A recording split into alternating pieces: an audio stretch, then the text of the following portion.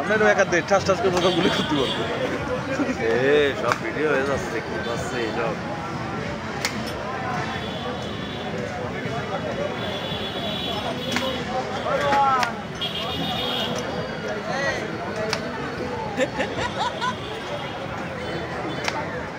DJ DJ দোয়া রচ্ছে খালি DJ ড্যান্সে।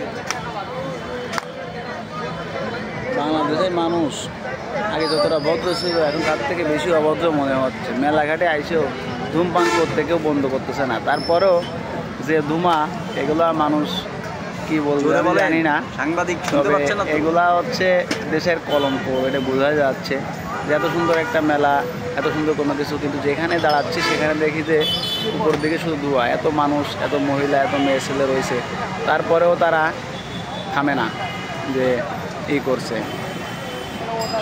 এটা দেখে বোঝা যায় যে মানুষের রুচিটা কি।